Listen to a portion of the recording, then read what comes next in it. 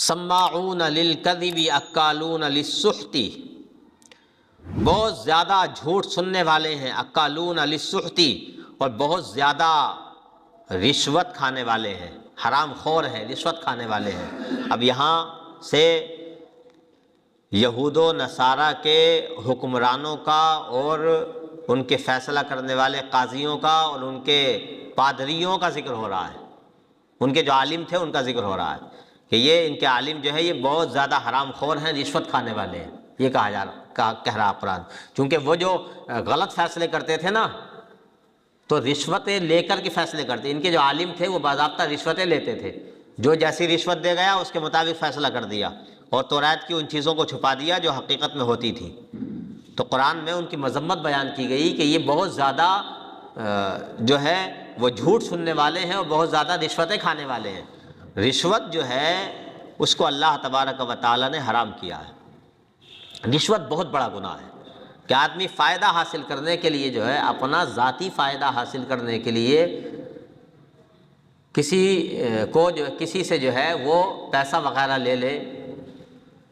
تو یہ رشوت ہے۔ کسی کا کام کرانے کے لیے پیسہ لے لے، یہ رشوت ہے۔ اور رشوت جو ہے اس کو اللہ نے حرام قرار دیا، حرام قطعی ہے، یعنی رشوت کا حکم قرآن و حدیث میں ہے۔ اللہ تبارک و تعالیٰ نے ارشاد فرمایا الراشی والمرتشی فی نار جہنم، رشوت لینے والا بھی جہنمی ہے اور رشوت دینے والا بھی جہنمی ہے۔ رشوت لینے والا بھی جہنمی ہے اور رشوت دینے والا بھی جہنمی ہے۔ ہاں چند صورتیں ایسی ہیں جو رشوت کے تحت نہیں آتی، جن کو میں آپ کو بتا دیتا ہوں۔ ایک صورت یہ ہے، ویسے تو رشوت عام طور پر رشوت دینا حرام اور رشوت لینا دونوں حرام۔ اعلیٰ حضرت نے لکھا ہے فتاوی رضویہ میں، فتاوی رضویہ میں اعلیٰ حضرت فرماتے ہیں کہ رشوت لینا مطلقاً حرام ہے۔ جو پرایا حق دبانے کے لیے دیا جائے وہ رشوت ہے، جو دوسرے کا حق دبانے کے لیے دیا جائے وہ رشوت ہے۔ ہوتا ہے کہ آدمی کسی کی زمین پر قبضہ کرنے کے لیے حاکموں کو رشوت دیتا تاکہ یہ مجھے مل جائے، حالانکہ اس کی حقیقت میں ہوتی نہیں ہے، تو یہ رشوت ہے۔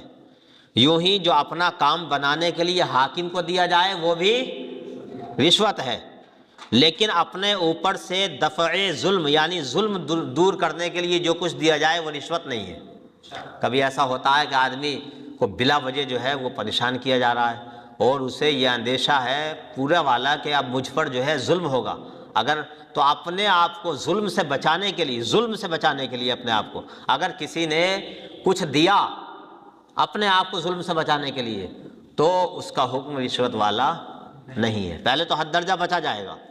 پہلے اس سے بھی حد درجہ بچا جائے گا، لیکن کوئی صورت نہیں ہے اور آپ جو ہے ظالم کے شکنجے میں آ رہے ہیں، ظلم سے بچنے کی کوئی سبیل نظر نہیں آ رہی اور آپ نے ظلم سے بچنے کے لیے کچھ دے دیا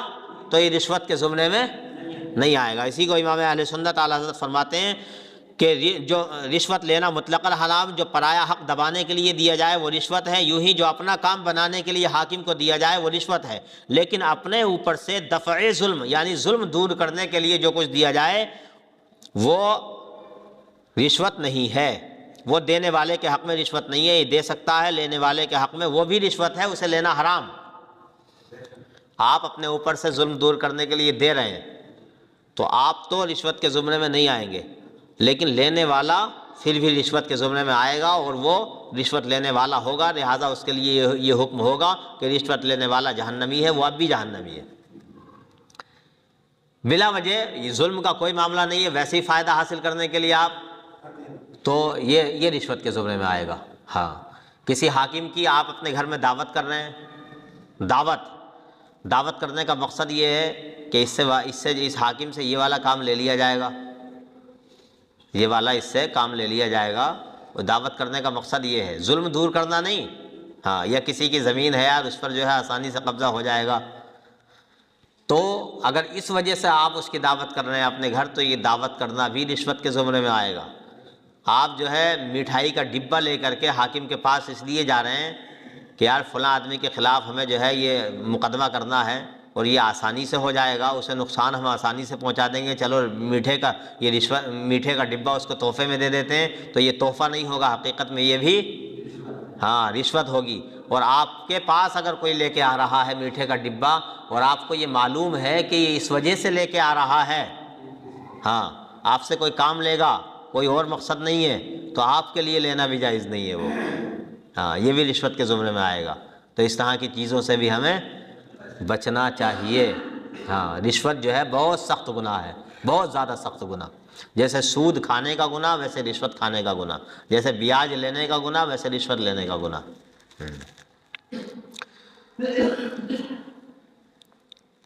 کوئی نوکری کے لیے رشوت دے رہا تو وہ بھی جائز نہیں ہے رشوت دینا۔ سماعون للکذب اکالون للسحت،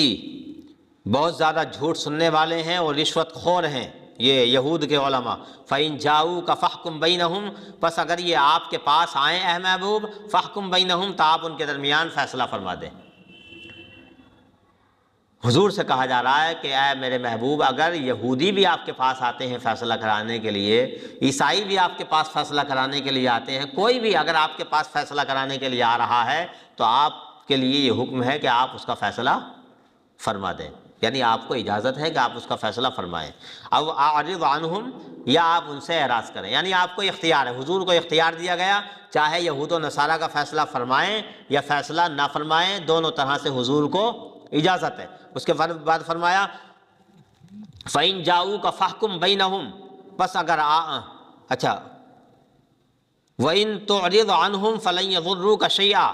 اور اگر آپ ان سے اعراض کریں فَلَن يَضُرُّوكَ شَيْئًا، تو یہ آپ کو کچھ بھی نقصان نہیں پہنچا سکیں گے۔ یعنی حضور سے کہا جا رہا ہے کہ آپ اگر یہود و نصارہ کا، یہود کا فیصلہ نہیں فرمائیں گے تو آپ اس بات کا خطرہ بالکل محسوس مت کرنا کہ آپ کو نقصان پہنچائیں گے۔ آپ کی حفاظت کرنے والا رب ہے، اللہ تعالیٰ ہے، اور اللہ نے آپ سے وعدہ فرما لیا ہے، آپ کو اختیار ہے، آپ چاہیں تو فیصلہ فرمائیں، چاہے تو آپ فیصلہ نہ فرمائیں، آپ فیصلہ نہیں بھی فرمائیں گے تب بھی یہ لوگ آپ کو نقصان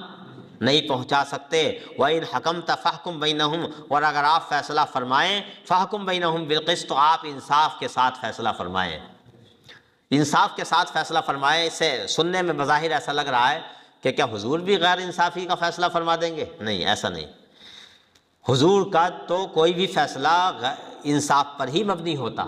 کوئی فیصلہ حضور نے پوری زندگی کبھی بے انصافی کا نہیں کیا، جو فیصلہ کیا عدل کے ساتھ کیا، انصاف کے ساتھ کیا۔ یہاں اس لیے انصاف کی قید لگائی جا رہی ہے، اتفاقی قید ہے، اس لیے لگائی جا رہی ہے تاکہ امت کو بھی تعلیم مل جائے کہ آپ بھی انصاف کے ساتھ فیصلہ فرمائیں، اور آنے والا کوئی بھی قیامت تک اگر وہ فیصل بننا چاہتا ہے، کسی کا فیصلہ کرنا چاہتا ہے، تو اس پر لازم ہے کہ وہ فیصلہ انصاف کے ساتھ فرمائے۔ فیصلہ کرنا بڑا مشکل کام ہے، فیصلہ کرنا آسان کام نہیں ہے۔ آج کل تو آدمی بالکل جاہل ہے، بالکل پڑھا لکھا بھی نہیں ہے، جانتا بھی نہیں فیصلے کے بارے میں کیسے فیصلہ کیا جائے گا، اور بس کوئی اس کے پاس آ جائے فیصلہ کرانے کے لیے تو پھول جاتا ہے کہ مجھ سے فیصلہ کرانے کے لیے آیا ہے، یہ تو مطلب بڑا خوش ہوتا ہے، اگرچہ جانتا نہیں ہے فیصلہ کرنے کے بارے میں کچھ بھی۔ جب جانے گا ہی نہیں مسئلہ، اسے معلوم ہی نہیں ہوگا کیسے فیصلہ کرنا ہے، تو فیصلہ ظاہر سی بات ہے شریعت کے خلاف ہی ہوگا۔ تو فیصلہ کرنا بڑا مشکل کام ہے۔ شریعت اس بات کا حکم دیتی ہے کہ فیصلہ وہی آدمی کرے جو جانتا ہو، اس کے بارے میں اسے پتا ہو کہ میں صحیح فیصلہ کر سکتا ہوں، مسئلہ معلوم ہو کہ یہ فیصلہ کیسے کرنا ہے، ورنہ فیصلہ کرنے کی اجازت نہیں ہے۔ فیصلہ کرانے کوئی آپ کے پاس آئے اور آپ کو ایسا لگتا ہے کہ پتہ نہیں یار فیصلہ انصاف کے ساتھ ہوگا یا انصاف کے ساتھ نہیں ہوگا، تو آپ اس کو کسی اچھے آدمی کے پاس بھیج دیں کہ فلاں کے پاس فیصلہ کراؤ،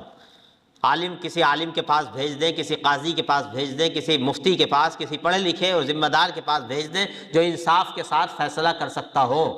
تو ہر فیصلے میں آدمی کو آگے نہیں بڑھنا چاہیے۔ آج کل ہر آدمی آگے بڑھنا چاہتا ہے کہ میں یہ فیصلہ کر دوں۔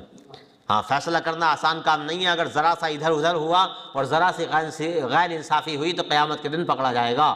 فیصلہ کرنے والا۔ اور فیصلہ انصاف کے ساتھ کرنا چاہیے، فیصلے میں یہ بالکل نہیں دیکھنا چاہیے بیٹا میرا ہے دوسرے کا ہے۔ کبھی کبھی بچوں کے درمیان بھی فیصلہ کرنا ہوتا ہے، گھر میں اپنے بچوں کے درمیان اور اپنے بھائی کے بچوں کے درمیان جھگڑا ہو جاتا ہے، وہ آپ کے پاس آ جاتے ہیں دونوں کہ اس نے مجھے ایسے کہا ہے، اس نے مجھے ایسے کہا ہے، اس نے مجھے مارا ہے۔ تو یہ بڑا نازک وقت ہوتا ہے فیصلہ کرنے کا۔ تو ایسے وقت میں بھی بالکل آپ کے دماغ میں یہ بات نہیں آنی چاہیے یار یہ میرا بیٹا ہے اور یہ بھائی کا بیٹا ہے یا یہ چچا کا بیٹا ہے یا کسی غیر کا بیٹا، نہیں۔ اب فیصلہ انصاف کے ساتھ ہونا چاہیے۔ آپ کے بیٹے کی غلطی ہے تو اس کی مانی جانی چاہیے، دوسرے کی غلطی ہے تو اس کی مانی جانی چاہیے۔ ہاں، فیصلے میں کوئی ادھر ادھر نہیں ہونا چاہیے، اس میں فیصلے میں رعایت نہیں ہے کسی طرح کی بھی، اپنے اور غیر کی کوئی رعایت نہیں ہے فیصلے میں۔ تو اس بات کا جو ہے بالکل آپ دھیان رکھیں، بچوں کے فیصلے کو بھی انصاف کے ساتھ کیا جائے، ایسا نہیں کہ بس ایسے ہی کسی کو مار دیا،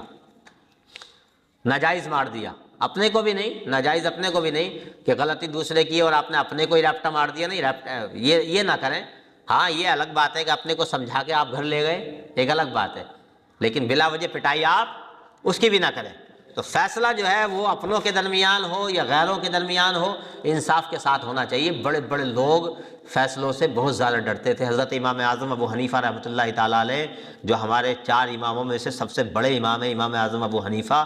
ان کو حکومت کی طرف سے عہدہ قضا دیا گیا، ان سے کہا گیا کہ آپ قاضی بن جائیں، تو آپ نے کہا کہ میں اس لائق نہیں ہوں، حالانکہ آپ اس لائق تھے، یقیناً تھے، لیکن اللہ تبارک و تعالیٰ کا خوف اتنا تھا، یہ ڈر رہے تھے کہ کہیں ایسا نہ ہو کہ میں قاضی بن گیا اور کوئی بھی پوری زندگی ایک آدھ فیصلہ مجھ سے ادھر ادھر ہو گیا اور رب کی بارگاہ میں پکڑ ہو گئی تو کیسے جواب دوں گا۔ تو اتنا بڑا عالم ہونے کے باوجود امام اعظم ابو حنیفہ